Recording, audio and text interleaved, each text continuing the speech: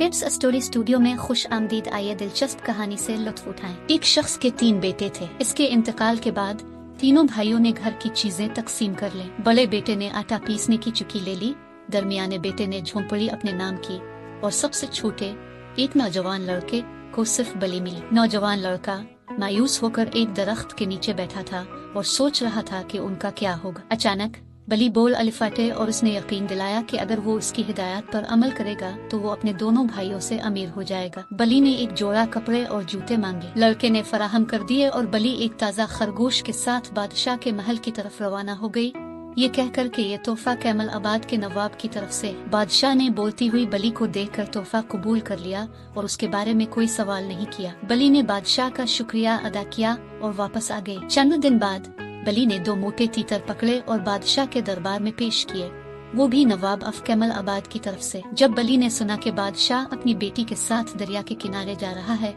तो उसने नौजवान लड़के को दरिया में नहाने को कहा। जब लड़का नहा रहा था बली ने इसके कपड़े छुपा दिए और शोर मचाया कि कपड़े चोरी हो गए। बादशाह ने बली की बात पर अमल किया और नौजवान लड़के को शाही कपड़े फराहम किए। बली ने नौजवान लड़के को शाही बग्घी में सवार कराया और रास्ते में लोगों को बताया कि खेत नवाब ऑफ कैमल आबाद के हैं, बसूरत दीगर उन्हें सजा दी जाएगी। बादशाह ने नौजवान लड़के की जायदाद और खेतों की तारीफ की। बादशाह ने नौजवान लड़के से शहजादी से शादी करने की पेशकश की, जो लड़के ने कबूल कर ली। कुछ दिन बाद नौजवान लड़का और शहजादी शादी के बंधन में बंध गए और खुशी खुशी रहने लगे।